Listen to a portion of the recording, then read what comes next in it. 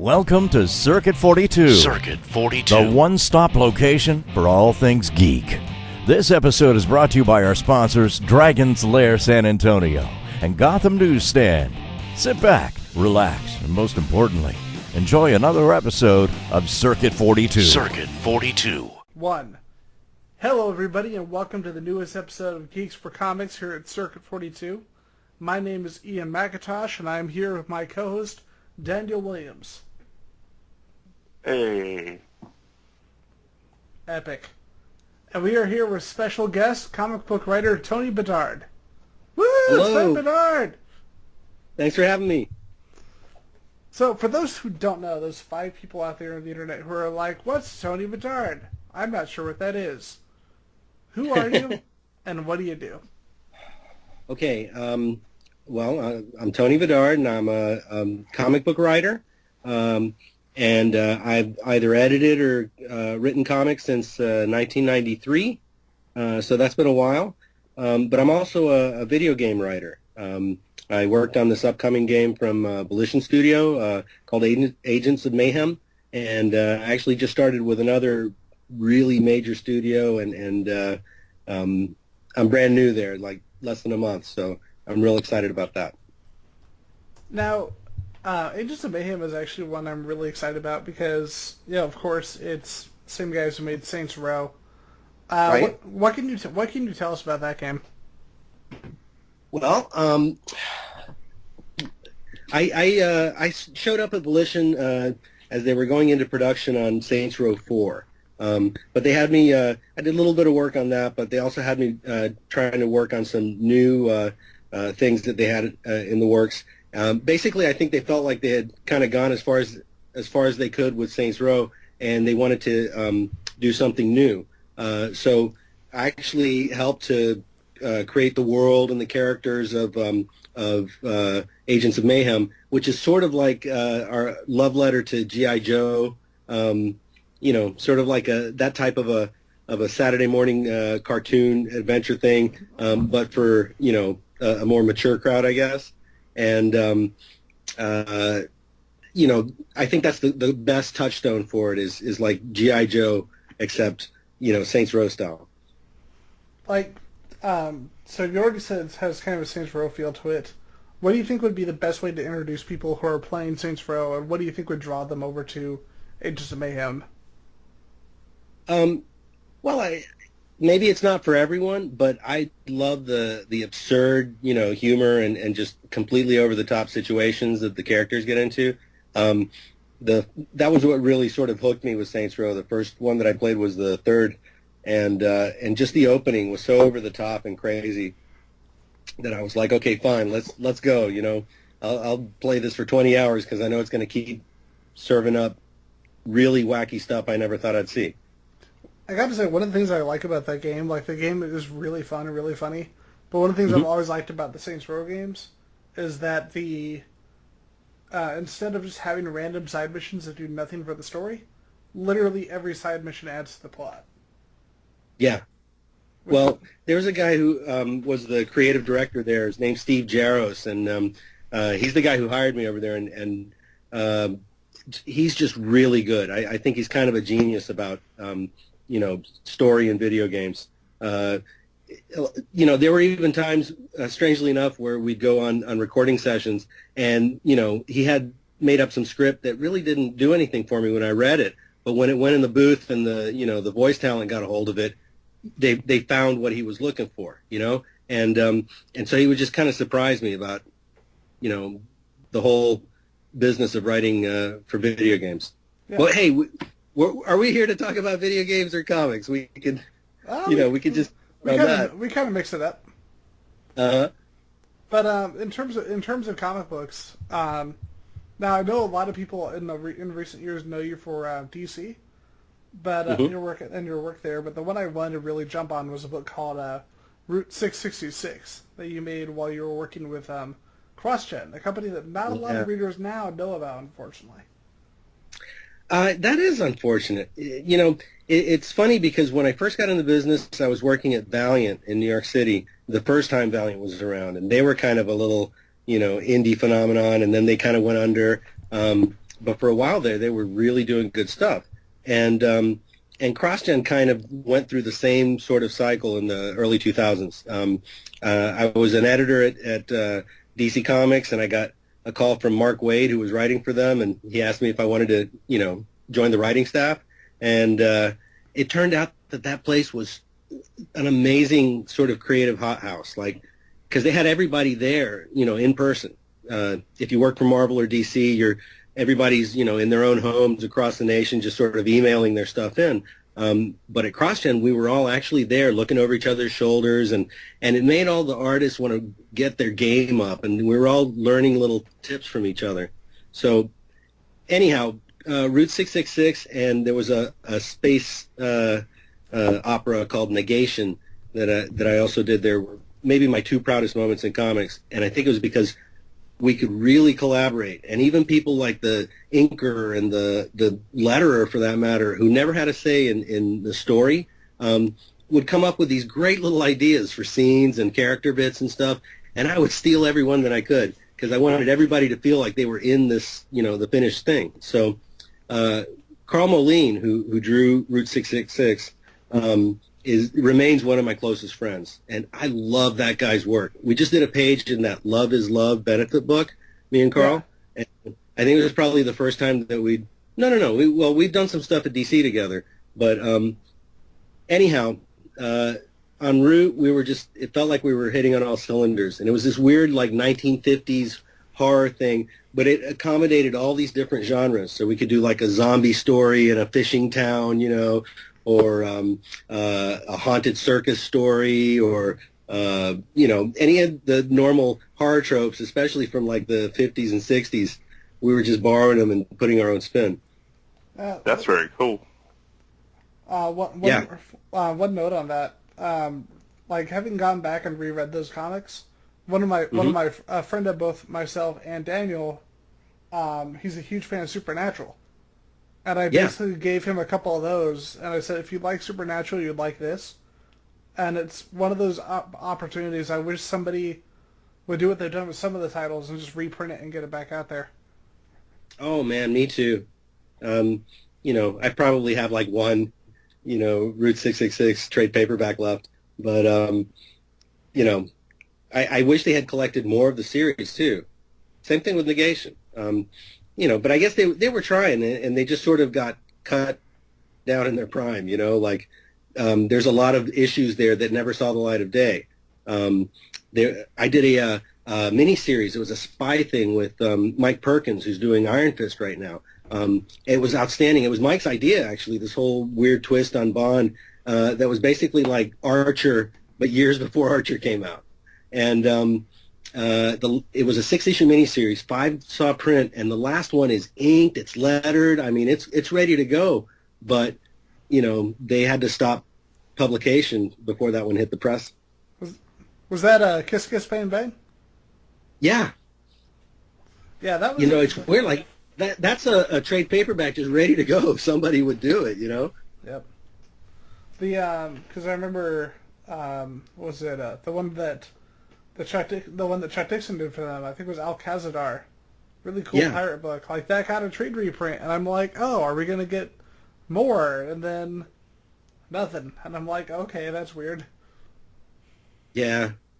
Well, again, it's a shame that more people don't know about CrossGen now than because it was a real moment, And I remember when we were all moving down there, other people in the industry were like, "Oh, it sounds like you're moving to Jonestown or something," Like they thought we were going to have like a little cult compound or something. But it was just the best opportunity to learn from each other and collaborate on a daily basis in a way that you just can't if you email your script to your artist. You can see the pages as they do them, and you have a little back and forth if you're working for Marvel or DC, but it's not the same as just being in there, and checking in with each other. It's kind of the what they would sell back in the day with the whole bullpen at Marvel back in like the 60s. Mm-hmm. It's like, this is totally what's happening, except it actually was. Yeah, it's not for everybody, of course, because there's a lot of really excellent writers and artists who, would go nuts if they had to sit in a cubicle farm full of, comics artists. But, it worked for me. And the funny thing is, like, actually working in games is a lot like CrossGen was, because you're in there in the studio and you're bouncing around ideas every day. So, I've been trying to recreate that moment ever since. Yeah. Dan, you had a question? Yes, I've recently been reading, the New 52 era of books, which I know they're not the most popular because of just the changes that they did. But I saw you had a lot of books that you had released during that time. Most recently, I was reading the Supergirl run that you did for a little bit there. Cool. Yeah, where she was a Red Lantern. Yes, that was actually kind of cool. Yeah. Honestly, it surprised me because, I got a phone call one day and they were like, hey, how would you like to write Supergirl? I'm like, yeah. And they're like, but she has to fight the new Lobo in the first issue because the cover's already done, and then she has to turn into a Red Lantern. And, like, the job actually on day one came with all these sort of, mandates because they had already done some planning. And so, I mean, I wanted to write it so bad I took the job, but her turning into a Red Lantern seemed like such a mistake, because Red Lanterns are so angry and off-putting, and, and she should be sort of wholesome and someone who draws you in, someone you admire. But I think what we wound up doing is making that story just vividly show how being a Red Lantern is not her, and her trying to, reconnect with her, who she ought to be. And it seemed like it worked out okay. But going into it, man, I had misgivings like you wouldn't believe. I can see that. Yeah, they definitely went in a weird direction with Supergirl during the New 52 overall. Yeah, I a lot of books, really.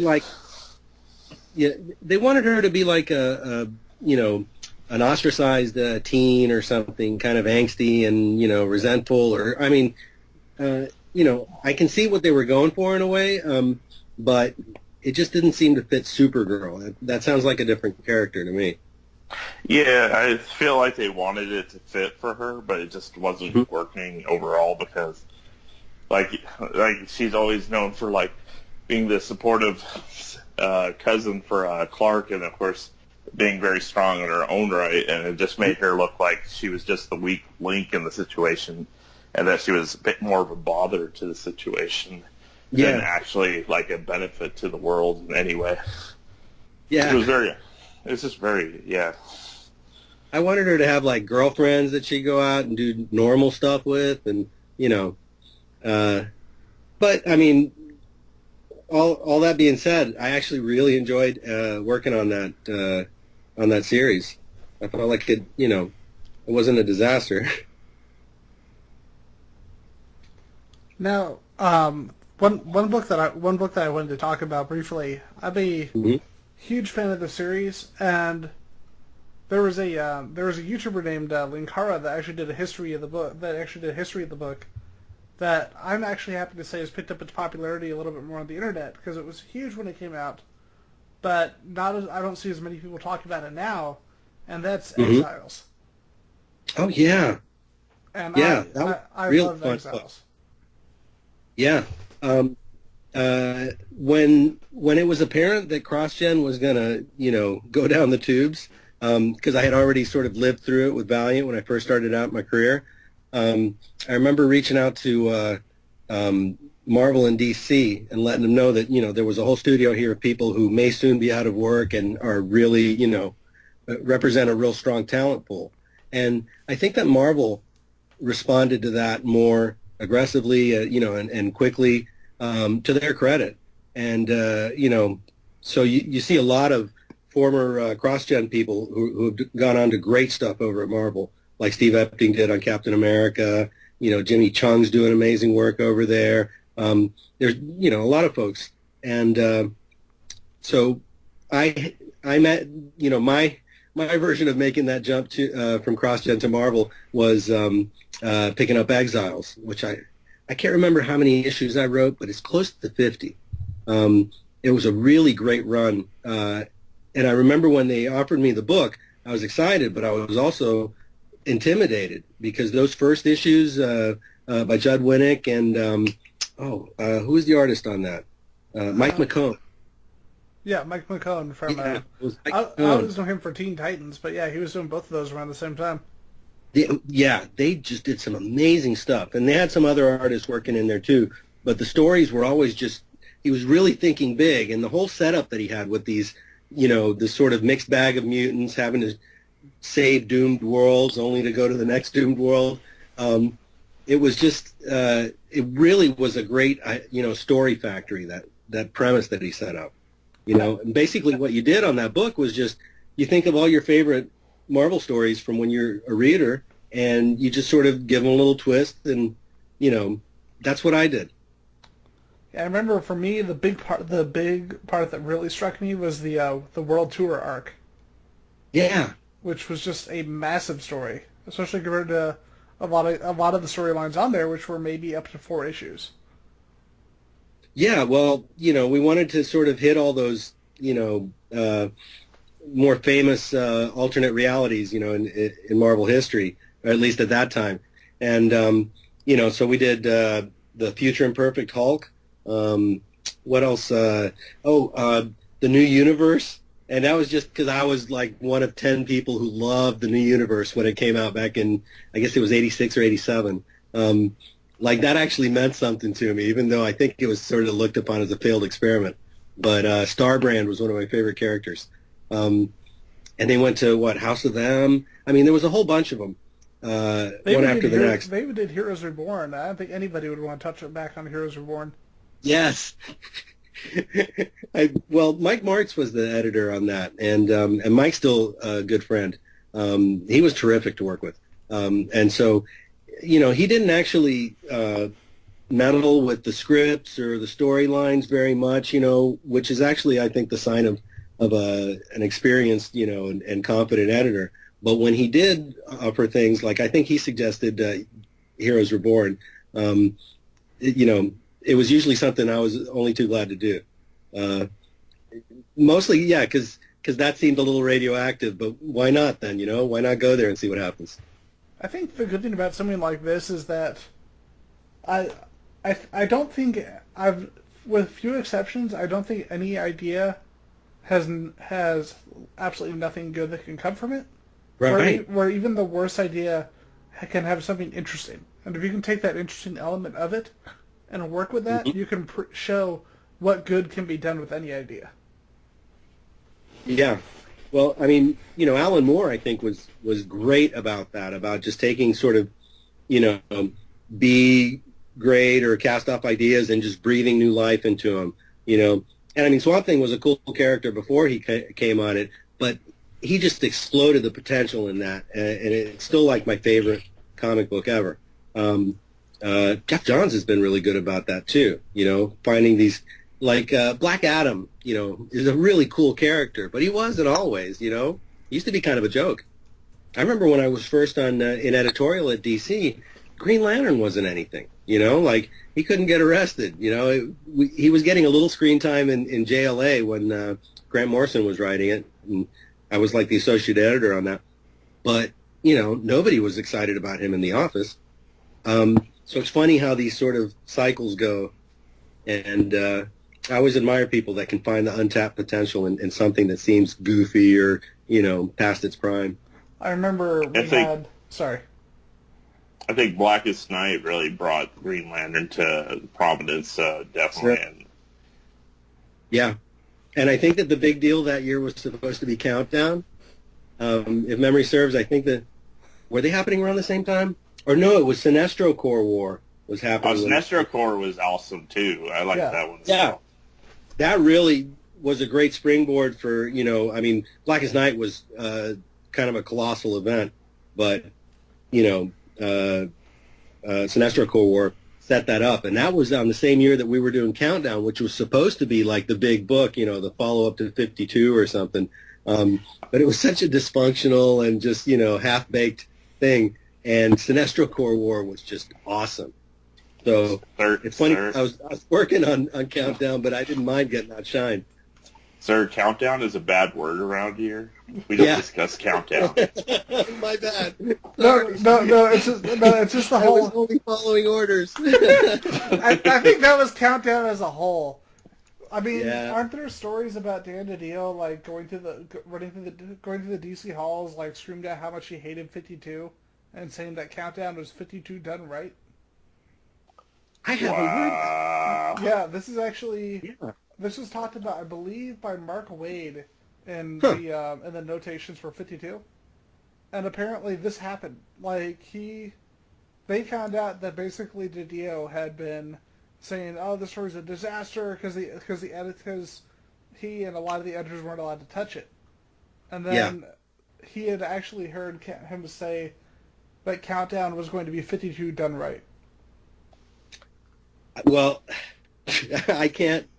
I have no knowledge of that, and it's the first time I've heard that story. So, I wasn't familiar with that. If he was being a cheerleader for the project when it was going on, that might have been it. I don't know, but definitely it did not work out like 52 did. It was, this is the funny thing about these big events, and because I've done a lot of them over the years, and everybody's trying to do a good job, but there's a certain magic and mastery to actually get everything working together, So that one didn't turn out. Sorry, just kind of glad that DC has finally learned we don't need to do a special event every year or every few months with Rebirth. So far they've had the Justice League versus Suicide Squad event, but so far they've been trying to keep the huge crossovers to a minimum after what happened with New 52. A funny thing I want to share with you that just reminded me of is that for about the past year, a lot of what I've been doing has been this sort of custom comics work that's not part of whatever the big event is, or even part of the DCU proper in certain cases. Like I did a couple of KFC comics. I don't know if you saw those where... yes. Are you talking about the ones where they had Colonel Sanders as the back? They're like an evil Colonel Sanders. Yeah. And all that. Those were amazing. Yeah. Well, and what's funny is that the second one is actually up for an advertising age, like Creative Excellence and Advertising Award or something. I wish I could remember the exact thing, but in about a week they're going to have that award thing. But it's one of the finalists that, Kentucky Fried Comic is actually up for an award in marketing. So it was like Crisis of Infinite Kernels or whatever was like. Right. Yes, I loved it. I read those and I was just like, this was actually pretty smart. And the Flash and Green Lantern are in there. But the point is, I had more fun doing that comic than I have had, in ages. The only thing that's really rivaled it, I think, recently was the Suicide Squad Banana Splits comic that came out like 2 weeks ago.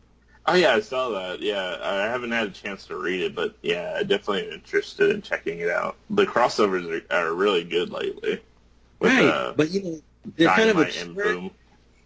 Yeah, and the nice thing is that they're not under any scrutiny from like if it was one of their core characters, Superman, Batman, then of course they're kind of watching everything that happens on those titles. But with these one-offs that are really bizarre, they get less meddled with, and you wind up having just more fun.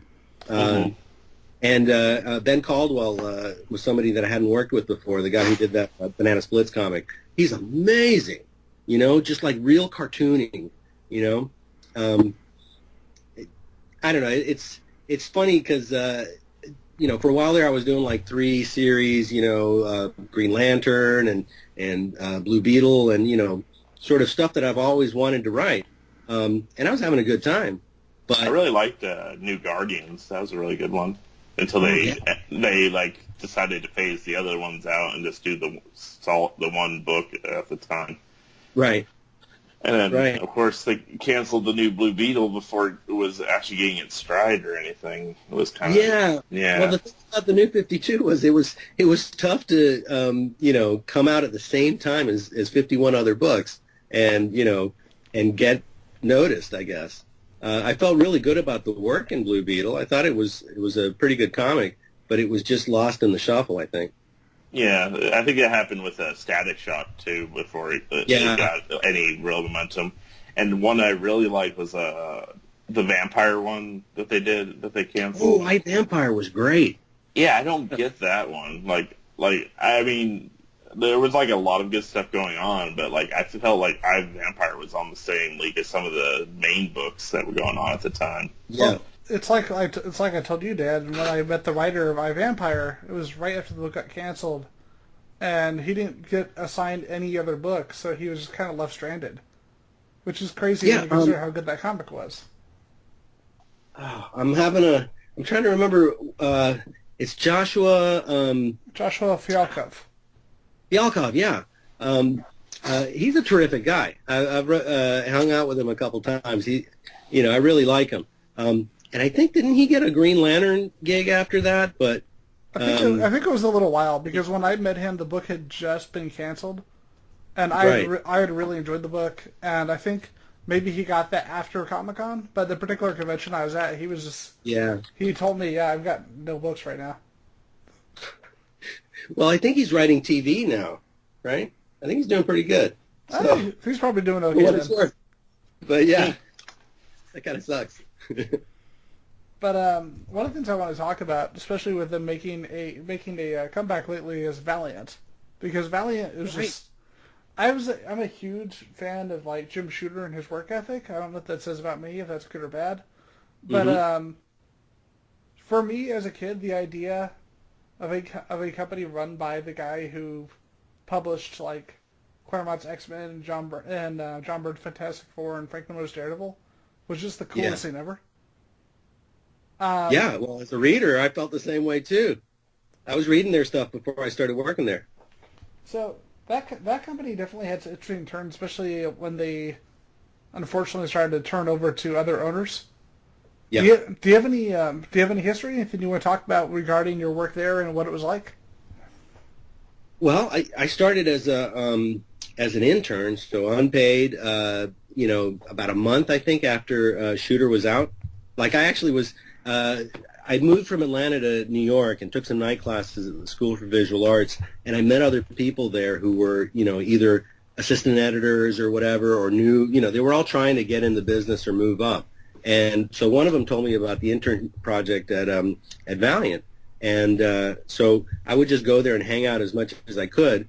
And when those titles started to take off, when I think when Unity was happening, they needed more people, so they knew me and they hired me. And so I started in the production department, worked my way into editorial, wound up being executive editor, which was, right hand to editor-in-chief Bob Layton at the time. And Bob opened the door for me, and he showed me a lot of stuff. I learned, even though it kind of, for those of us who really like Shooter stuff, it sucks that he got booted from the company that he started, Yeah. But there was enough of that very, basic, you have to learn all the basic skills and everything and work your way up from there. And so I really had an education there. I guess I was there for about two and a half years. But after the company was bought by Acclaim, and we changed the whole lineup and the frequency of publishing. We kind of lost our way. And I'm trying to remember when I got laid off. It was 95, I think. But it was a good run there, and like I said, it was you couldn't buy a better education in comics. Yeah, definitely pre-Acclaim. I think the thing that just made Valiant stand out from other 90s companies like that was that they were story-driven. It wasn't about having, like, flashy bullshit and gritted teeth. It was actually story first. Yeah. Yeah. I think we lost that, though. We had a real rapid expansion of titles there because they were trying to reach a certain threshold in the market. Like, basically, I think what it comes down to is how you deal with the distributor, with Diamond Comics. And if you are below a certain, like below 5% of the market, say, then these are your terms. But if you were to sell enough comics to get over 5%, your terms suddenly become more favorable, and you're making more money off each copy. And so they were trying to put out more and more comics to get over a certain threshold, and it just cannibalized our own fan base. Nobody could read that many books, and they couldn't all be gems. I think really that's for any comic company. Mm-hmm. I think, I get the idea of wanting to have a bunch of market out there and get your name everywhere.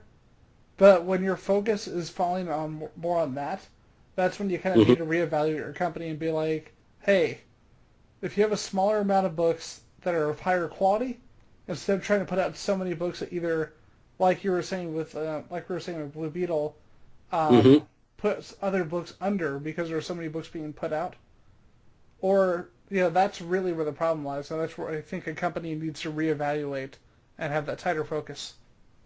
Yeah. Yeah. Well, I think also DC learned something from that, 52 books in 1 month approach, because when they did Rebirth, it seems like they kind of staggered out the intros of all these things. So, you could actually pay attention to each one. And Rebirth has just been awesome. I know Dan's been reading it. I know Dan's been reading it like crazy. Mm-hmm. Yeah. Yeah, I've actually gone, and I'm a bit of a completist, so even if the series is like really meh, once I start reading it, I kind of go through and read everything. I only abandoned like 3 series from the New 52, and that was Mr. Terrific because I found it boring. Mm-hmm. The Clarion book, and there's one other one that I stopped reading. But yeah, literally, I'm at the point now that I have as far as reading goes, I'm on the last 2 issues of all the main series. And I just got to the point in Batman where Joker's trying to talk Batman out of going back to being Batman, and just we could just go on. We don't even have to be the 2 adversaries like we used to. We can just because that was when Batman had the whole amnesia thing going on. Right.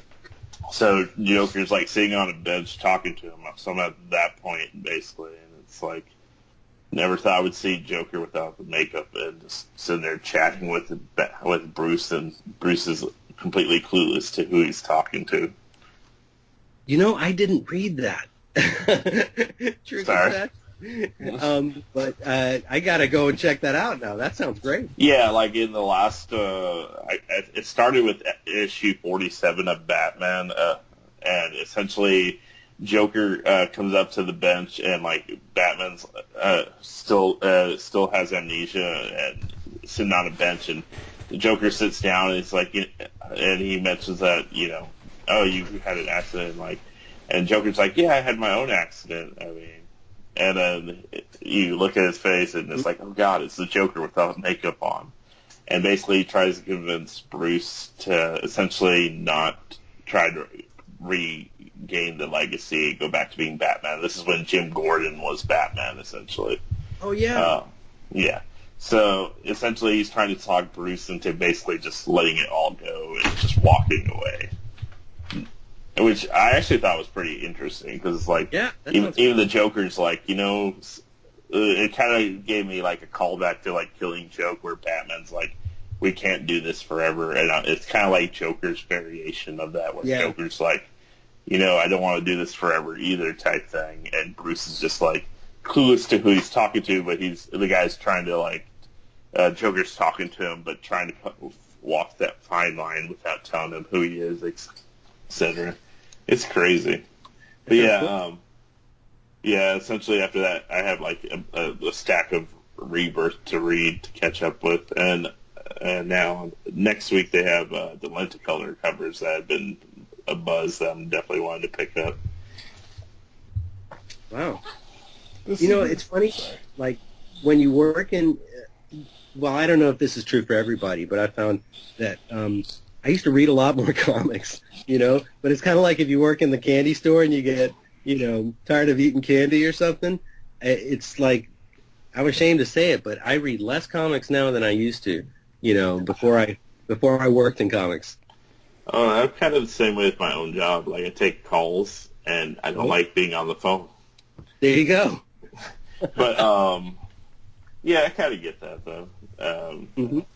Like, I didn't even get back into comics until around 2011 anyway. Like, New 52 was like me going, I can get back into comics again. It's been a while since I started reading.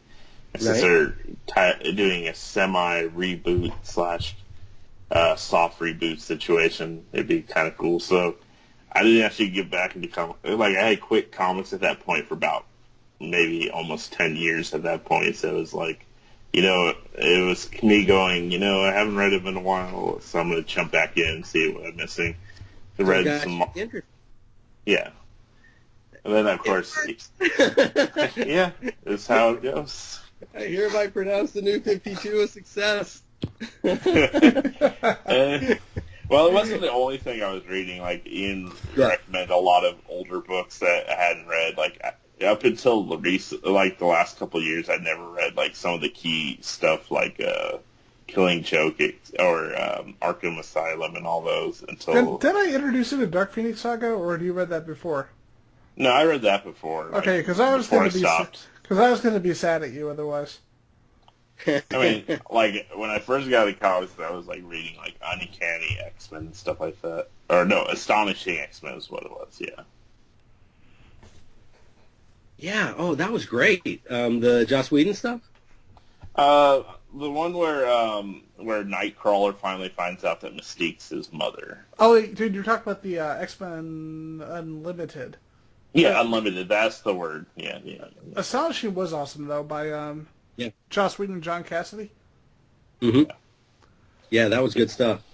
But yeah, I meant Unlimited, but yeah, essentially it's where Nightcrawler finally finds out Mystique is his mother and who his brother is, etc. Everybody was related in X-Men comics in the 90s. It's like, this is 90s. Bill. Bill is your cousin. But who's Bill? Shut up. You know all about Bill. I think it's funny how everybody has a different era that they sort of came in on, like, or discovered a certain, property like the X-Men. Like, Claremont and Byrne were like my X-Men, like that's the thing that I sort of first latched onto and fell in love with. The funny thing is... What, was it a different X-Men era for you guys? For me, it was more like, it was kind of like the 80s, 90s X-Men. And then for DC, I started reading when Cyborg Superman was basically terrorizing Superman post death of Superman and all that, when there was the trial of Superman thing. Right. So, yeah. Like 94 or something, 93, I don't know. It was like 94, 95, but there was like the trial of Superman thing where there was like this ancient council that thought Superman was the cause of all the troubles of the world. And basically, and Cyborg Superman was there to basically try to make him look bad in front of this council, who basically were wanting to execute Superman for crimes against the known galaxy or something like that. You know what's funny? How I mentioned that I took these night classes at the School for Visual Arts in Manhattan when I first moved to New York City in '92, and Denny O'Neil was the writing class teacher. He's a wonderful teacher. Like when he gets up in front of the group, it's like a performance almost, and he's very animated and stuff. But this was when they were in the lead up to the death of Superman, and I think the Batman office felt like they had to answer that. They wound up doing Nightfall, but Denny just hated it. He kept referring to the upcoming death of Superman as the stunt. And he would almost hiss that out. The stunt, like just with this taste. See, every time Yeah, with it being referred to that, all I can think of is the Max Landis, the Death and Return of Superman video on YouTube. where he basically points out that, basically Death and Return of Superman was all a gimmick that DC was trying to do to make money, and how the fallout was that Action Comics never really regained, like, as far as, like, subscribers because of just the fallout from bringing him back. And then... Really? I don't know, man. I guess I'd have to watch that, but that doesn't, that's not how I see it. I mean, it may not have been like Watchmen level good or something, but I actually think it worked out pretty well. They got a lot of attention, and the whole, the poor false Superman that kind of came, it was Cyborg Superman, the Eradicator, Superboy, I think. And Steel. Yeah, I think they got a lot of mileage off of that whole storyline. No, I'm not saying they didn't. It's just that I think some fans felt betrayed by the fact that they said that he was dead and then they brought him back. Oh. Is what he was really tackling. Because I think a lot of that was people who really never read comics before, and they weren't familiar with the concept of comic book death. Yeah. But you have to understand that was the first comic book death at that point, as far as, a major character. Oh, and what's funny is that we used to say, is he Bucky dead? When you said, a certain character was dead, you go, oh, is he Bucky dead? Uncle Ben dead? There's no way they'll never bring that guy back. And but the funny thing is that they brought back Bucky, and it was awesome. Yep. So, Yeah. The funny thing is, for me, you were talking about the different Superman and the Reign of the Superman, and while a lot of people don't really talk about the Eradicator and Cyborg much anymore, I really liked the Steel and Superboy spin-off series that they did. Yeah. By Simonson and Priest on Steel, and what was it? Kessel on Superboy. Those were fun comics, and they were kind of better than some of the comics from the Death of Superman. I did like the throwback to that Superboy in Convergence, where they had the 90s Superboy who became the Superman of that universe type thing. But come on, he's not Superboy. He's a Metropolis kid. Shut up, Max Landis. We're getting really geeky here. Dude, I legitimately felt old for the first time. I was at a con and someone was dressed as Superboy for the 90s comic. Right. And I actually made that comment. I said, because someone called him Superboy. I said, that's not Superboy, that's a Metropolis kid. And he said, what? I said, that's Superman, the character that you're cosplaying. I'm too young. I'm too young. I didn't read that comic. Oh, he just did the costume, huh? And I'm like, first off, why would you just, of all the random costumes to do? Right. And then it's a comic you've never read either. It's like, I'm doing this because it's ironic or something. Yeah, that's a whole other culture, though. That's a whole other world. If all the cosplaying had been around when I was a kid, I'm getting kind of old. I'm 50 now.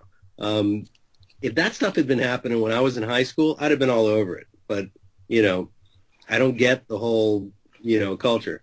It's fun, though. I'm always glad to see these people at cons. But, it kind of doesn't surprise me that he didn't read the Superboy comics. He just picked a wacky-looking costume. He's like, hey, this looked funny on the internet. Let me go ahead and dress with it. I don't know any backstory. And it was so weird because he didn't even have the jacket, so he just had the way too tight jumpsuit that Superboy had. Right. And I'm like, you could at least wear the jacket so we don't have to see, everything. Oh, man. All right, so... one other thing I wanted to mention, just apropos of nothing. Have you guys seen those General Mills cereals with the, DC Comics in them? Yeah, I remember they had the Batman Superman ones that came out around that time. Well, but just recently they had the on the boxes they had the Honey Nut Bee as Batman and I forget the Cocoa Puffs Bird as the Flash. Oh yeah. No, but now I need to. Well, because they've got comics in them, and they did 4 different Justice League comics, and each one sort of focuses on a different, main character like Superman and Wonder Woman. But I wrote 2 of those. So, I was talking about kind of weird, custom comics projects before. This is probably going to reach the biggest audience of anything I ever wrote, just because it's in cereal boxes, It's like, hey, comic book, yay! Yeah, it's a weird business, and there's a lot of unexpected opportunities that come up. I'm actually looking at them right now, and the back of the boxes, how they have that big mural of that other girl with that big drawing. It's like, I really want a poster of this because this artwork is badass. Gorgeous, yeah. Yeah, I never know if it's Ivan Rice or Ivan Reese. I don't know how he pronounces it, but he's amazing. Awesome Green Lantern guy. Yep, for sure. He got and me could draw like the whole core on one page, like he would do these incredible spreads. Oh. He got me reading a Chuck Austin Superman comic. That just says it all right there. There you go. I gotta say though, touching back on Exiles real quick. Uh-huh. That book was odd for a particular reason. Chuck Austin, it's definitely a name that's kind of looked at with remembered with derision, but on that book he did a damn good job. And I'm like, where is this Chuck Austin on Uncanny X-Men? Now, am I wrong, or did he create Steven Universe? I don't think he did. I would be surprised if he did. I want to check that. Because I heard that somewhere. I swear to God. And I was like, really? Wow. You're like the Tripping the Riff guy? Steven Universe was created by Rebecca Sugar. Okay, good. I didn't think it would be something Somebody that he wrote. told me he was working on that. Well, anyways. He might be working on it, but yeah, he didn't. It doesn't look like he was the creator in that case. Yeah, okay, all right. Okay, he's a producer on it. Oh, producer, there you go. Oh, okay. Well, yeah, I guess I misunderstood. If somebody said he was making Steven Universe or something, I don't know. But I'm glad we cleared that up. Yep, it was only season 1 only, but yeah, he was helping out at the time. That's the Where is Chuck Austin now part of every comic book interview. There we go. Sooner or later, someone's going to know. Yep. But then they're like, kinda aren't you that guy who did X? Aren't you that guy who wrote the Draco? Get the hell out of here. It's kind of like any time. It's kind of like any time that Frank Miller writes something that's batty. It's like, it's Miller time. Oh man, he was such a favorite though of mine. Like when all that stuff was coming out in the '80s, it was just blowing my mind. The Batman, Ronin is like, one of my favorite things he ever did. Ronin is just awesome. Yeah. If you haven't got it, you need to pick up the Absolute Edition, because seeing his artwork in that scale is just freaking awesome. And it's like, can we get an absolute of everything that you did for DC? Mm-hmm. Like, I want to I think absolutely. his work was like evolving when he did that book.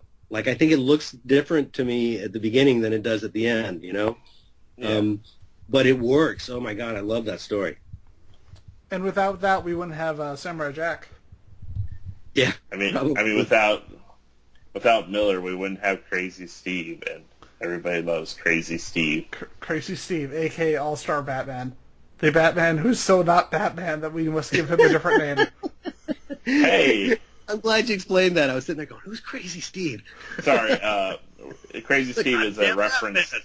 It's a reference to Linkara. Basically, we were talking about how in All-Star Batman Robin, Batman acts like, hey, let me beat up on kids. Hey, let's go ahead and just hook up with random characters. Hey, let's treat Superman like he's a douche at all times, because Frank Miller hates Superman for some reason. Yeah. I want there to be that awkward moment where Pete Tomasi just comes up to him and is like, yeah, I just read All-Star Batman. Just punches him right in the face. No.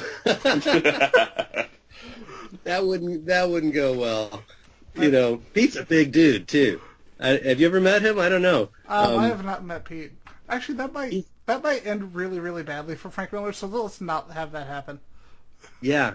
But Pete never would. He's an amazing guy. It's funny, but he and I were both editors at the same time at the offices in New York, and we had both been assistants to Dan Raspler, so we were kind of in the same group there.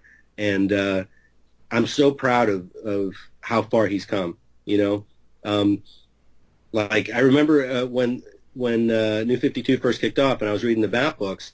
I loved the main book. I mean, it's it's excellent, but I loved Pete's book even more.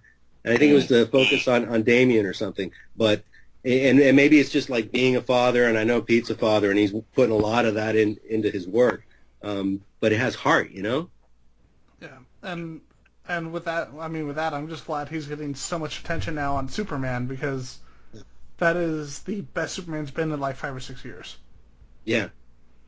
Yeah, it's like, hey, we're gonna bring back the original awesome Superman, and we're gonna make it amazing. And because I just loved how they were like, hey, New 52 Superman died, and they didn't have the regeneration system that the original Death and Return Superman had, so he's gone now.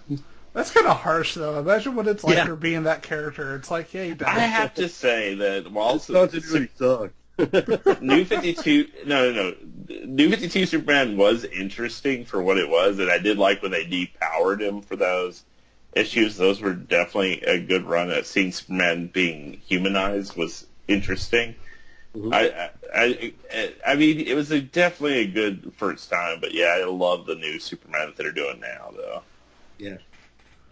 So, with that, what do you have coming up that you want to talk about before you bring the show to an end? Well, you've caught me in a strange moment in my career because, like I had mentioned earlier, I just started this game writing job. It's on a really high level thing, but the thing is I can't keep writing outside of the company. So I have written my last comic for the foreseeable future right now.